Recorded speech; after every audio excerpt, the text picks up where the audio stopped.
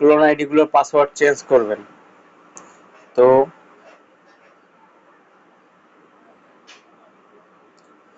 দেখেন একটা ID, Facebook ID কিন্তু আমাদের লগ ইন আছে।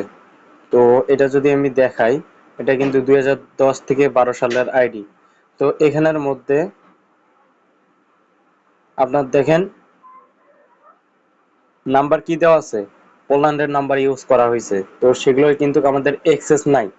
তো আগে দেখা যেত যে এক্সেস যেগুলোতে নাই সেগুলো কিন্তু পাসওয়ার্ড চেঞ্জ হইতো না। তো বর্তমানে এই আপডেট বার করার ফলে তো এগুলো পাসওয়ার্ড চেঞ্জ করা সম্ভব হবে। আর তো আমরা পাসওয়ার্ড চেঞ্জের জন্য প্রথমে কিন্তু ফোনের মধ্যে লগ ইন করে নিলাম আইডিটা। যদি পিসির মধ্যে লগ ইন করার পর পাসওয়ার্ড চেঞ্জ না হয় তাহলে কিন্তু আপনার ফোনের মধ্যে অবশ্যই লগ ইন করতে হবে।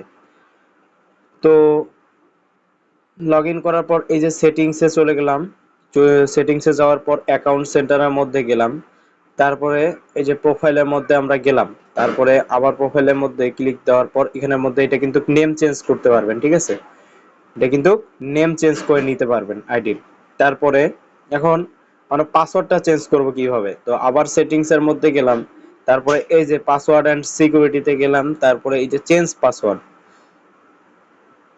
এখন এখানের মধ্যে যদি আমরা পাসওয়ার্ডটা দেই তবুও কিন্তু আমাদের পাসওয়ার্ডটা চেঞ্জ হবে না, ঠিক আছে? তো আমরা এই যে ফরগট ইওর পাসওয়ার্ড এখানের মধ্যে ক্লিক দিলাম। ক্লিক দেওয়ার পর এই যে এখানের মধ্যে লেখা আছে send code Villa SMS. SMS তারপরে আপনার আছে send code Villa Facebook notification, তারপরে সেন্ড কোড ভিয়া হোয়াটসঅ্যাপ, ঠিক আছে? তো আমাদের কিছু কিন্তু এগুলো নাম্বারে অ্যাক্সেস নাই, বা হোয়াটসঅ্যাপ এই নাম্বারে কিন্তু হোয়াটসঅ্যাপও নাই। তো এখানে কিন্তু দেখাচ্ছে। তো এখন আমরা কি করতে পারি, সেন্ড কোড ভিএ নোটিফিকেশন এখানের মধ্যে ক্লিক দিলাম, তারপরে কন্টিনিউ অপশনে চাপ দিলাম। তো এখন এখানের মধ্যে এই দেখেন আমাদের কিন্তু কোড চলে আসছে। তো 825929 কোডটা বসায় কন্টিনিউ দিলাম। তারপরে এখন নিউ একটা পাসওয়ার্ড দিব। তো নিউ পাসওয়ার্ড দিয়ে দিলাম ক্রিয়েটিভ সার্ভিস এজেন্সি, ঠিক আছে? ক্রিয়েটিভ সার্ভিস এজেন্সি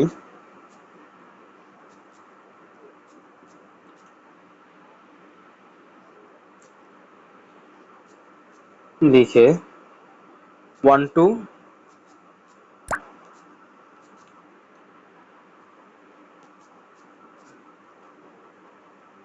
দিয়ে দিলাম। এটা কপি করে নিব, সিলেক্ট অল করে কপি দিয়ে দিলাম। তারপরে নেক্সট।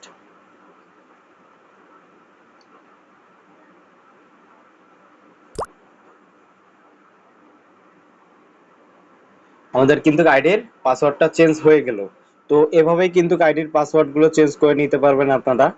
আর বর্তমানে যে সার্ভারের সমস্যা শুরু হয়েছে, এই সার্ভারের কারণে মূলত তারপরে আপনার আইডির পাসওয়ার্ড, তারপরে আইডির অনেক কিছু মনে করেন সমস্যা হয়। সেহেতু একটু মানায় নিতে হবে। তবুও আমি আপনাদের সুবিধার জন্য পাসওয়ার্ড চেঞ্জেরও সিস্টেমটা অনেক ঘাটাঘাটি করলাম। ঘাটাঘাটির পর তারপর সিস্টেমটা বুঝে তারপর ওই অনুযায়ী মেম্বাররা এখন আপনার ক্লোন করতেছে। তো আশা করা যায় আর সমস্যা হবে না।